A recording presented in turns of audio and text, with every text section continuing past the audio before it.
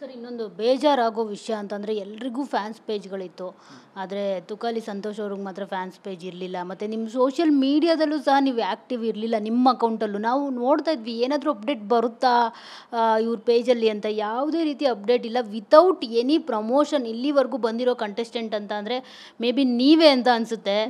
ಚರಿತ್ರೆ ಬರೀತೀನಿ, ಚರಿತ್ರೆ ಇತಿಹಾಸ ಬರೀಬೇಕು ಅಂತಿದ್ರೆ ಇದರಲ್ಲೂ ಇತಿಹಾಸ ಬರೀತಿದ್ದೀರಾ ಮೇಡಮ್. ಸೀರಿಯಸ್ಲಿ ನನಗೆ ಹೊರಗಡೆ ಬಂದಮೇಲೆ ಶಾಕ್ ಆಯಿತು.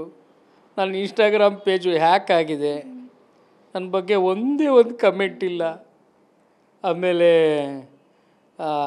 ಫ್ಯಾನ್ ಪೇಜ್ ಇಲ್ಲ, ಫಾಲೋವರ್ಸ್ ಇಲ್ಲ. ಹೆಂಗೆ ಇದೆಲ್ಲ? ಆದರೂ ನಾನು ಹೊರಗಡೆ ಹೋದರೆ ಸಂತೂ ನೀನಿಲ್ಲದೆ ಬಿಗ್ ಬಾಸ್ ಇಲ್ಲ, ಸಂತೂ ನೀನಿಲ್ಲದೆ ಬಿಗ್ ಬಾಸ್ ಇಲ್ಲ, ತುಕಾಲಿ ಇಲ್ಲದೆ ಬಿಗ್ ಬಾಸ್ ಇಲ್ಲ, ತುಕಾಲಿ ಇಲ್ಲದೆ ಬೀನ್ ಬ್ಯಾಗ್ ಇಲ್ಲ, ಬೀನ್ ಬ್ಯಾಗ್ ಇಲ್ಲದೆ ಸ್ಟೋರಿ ಕಂಪ್ಲೀಟ್ ಆಗ್ತಾಯಿಲ್ಲ ಅಂತ ಎಲ್ಲ ಮಾತಾಡ್ತಾರೆ. ಅಂದರೆ ನನ್ನ ಜನ ಹೊರಗಡೆ ಇದ್ದಾರೆ ಮೇಡಮ್. ಫ್ಯಾನ್ ಪೇಜ್ ಅನ್ನೋದಕ್ಕಿಂತ ಅದಕ್ಕಿಂತ ಒಂದು ದೊಡ್ಡ ಪೇಜು, ಬೆಲೆನೇ ಕಟ್ಟಕ್ಕಾಗದಿರೋ ಒಂದು ರಂಗನಾಥ್ ಪುರೋಹಿತ್ ಫ್ಲೋರ್ ಮಿಲ್ ಬಿಸ್ನೆಸ್ನಲ್ಲಿ ಒಂದು ಮಷೀನಿಂದ 8 ಲಕ್ಷ ಗಳಿಸ್ತಿದ್ದಾರೆ. ನೀವು ಕೂಡ ಅವರಿಂದ ಕಲಿಬೇಕಾ? ಅವ್ರ ಜೊತೆ ವಿಡಿಯೋ ಕಾಲ್ನಲ್ಲಿ ಮಾತಾಡಬೇಕಾ? ಈಗಲೇ ಫ್ರೀಡಮ್ ಆ್ಯಪ್ ಡೌನ್ಲೋಡ್ ಮಾಡಿ. ಪೇಜು ಫಾಲೋವರ್ಸ್ನ ಬೀಟ್ ಮಾಡದೇ ಇರ್ತಕ್ಕಂಥ ಒಂದು ಪೇಜು ಹೊರಗಡೆ ಇದೆ ಮೇಡಮ್. ಅದೇ ನನ್ನ ಜನಗಳು. ನನ್ನ ಜನಗಳು ನನ್ನ ಕೈ ಬಿಟ್ಟಿಲ್ಲ ಮೇಡಮ್. ಕೈ ಬಿಟ್ಟಿದ್ರೆ ಇಲ್ಲಿವರೆಗೂ ಬರ್ತಾ ಇರಲಿಲ್ಲ.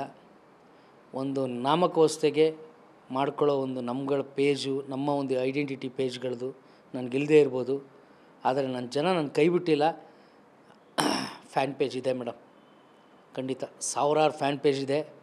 ಮುಂದಿನ ದಿನಗಳಲ್ಲಿ ಫ್ಯಾನ್ ಪೇಜೇ ಬೇಕು ಅಂದರೆ ನನಗೋಸ್ಕರ ಕ್ರಿಯೇಟ್ ಮಾಡ್ತಾರೆ ಮೇಡಮ್. ನನಗೋಸ್ಕರ ಅದು ಎಷ್ಟೋ ಪೇಜ್ಗಳು ಬರ್ತವೆ, ಆ ದಿನವೂ ಹತ್ತಿರದಲ್ಲಿದೆ.